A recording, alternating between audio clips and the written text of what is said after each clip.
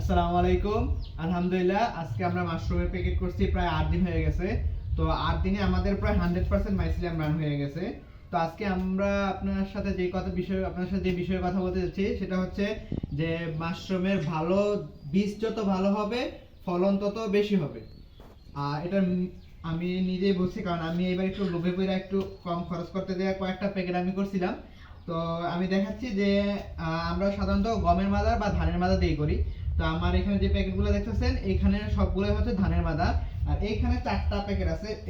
এই 4টা প্যাকেট হচ্ছে, আর ওই যে 500 গ্রামের রেডি স্পুন থাকে না, আমরা উৎপাদন করি। তো আমি বিভিন্ন ভিডিওতে দেখছি যে 500 গ্রামের রেডি স্পুন দিয়া বা আমার থেকে স্পুন কিনে মানুষ এই সিলিন্ডার বানাচ্ছে, তার ফলন আসতেছে অনেক ভালো বলে ফলন আসতেছে। তো আমি একটু ট্রাই করার জন্য তো আমি দেখছিলাম যে আমি যদি আপনাকে এই দুইটা প্যাকেটের তফাৎটা দেখাই, এটা আছে আর এটা, এই যে এটা হচ্ছে আমি করছি 500 গ্রামের যে কাঠের গুঁড়ের স্পুনগুলো থাকে সেগুলোর থেকে।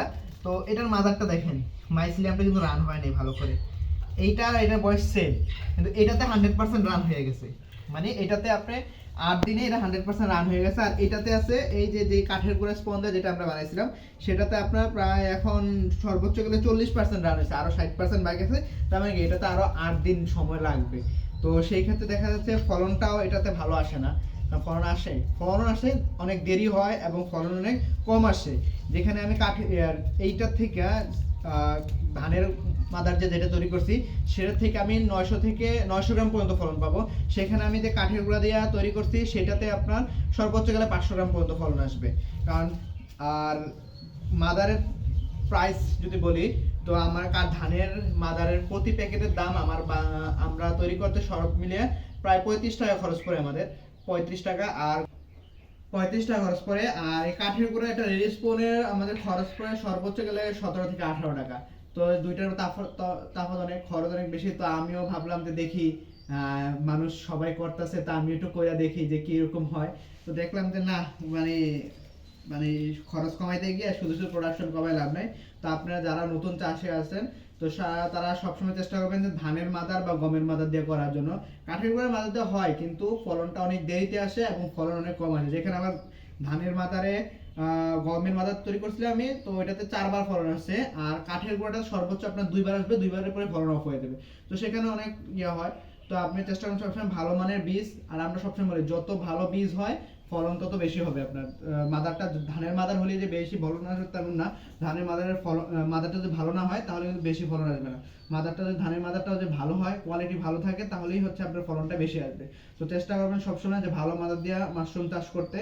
আর আর সবসময় নিজের একটু মাশরুমের প্যাকেটগুলো যত্ন নেবেন বেশি, তাহলে দেখবেন আপনার ব্যবসা আস্তে আস্তে বাড়বে, মাশরুমের ফলন বেশি হবে এবং আপনিও একটু লাভবান হবেন। যাতে আপনার মনে ইচ্ছাটা জাগবে যে মাশরুম আরো করি। কারণ মাশরুম বাংলাদেশে এখন সবাই খায় না, এখনো বাংলাদেশে সবাই খায় না। অনেক প্রায় 100 জনের মধ্যে সর্বোচ্চ গেলে 2 জন কি 3 জন মাশরুম খায়। আর বাকি 98 জনে বলে যেটা ব্যাঙের ছাতা এই সেই, মানে তারা কিনার আগ্রহ নাই।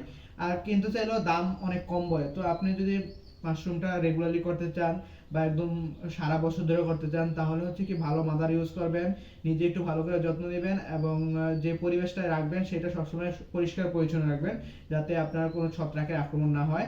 আর হচ্ছে চেষ্টা করবেন সবসময় মাশরুমের ঘরে ঢোকার সময় সবসময় করতে, হাতে পায়ে স্যানিটাইজ করে ঢুকতে, স্যাভলন পানি স্প্রে করতে, যাতে আপনার সাথে কোনো জীবাণু মাশরুমের ঘরে না ঢোকে।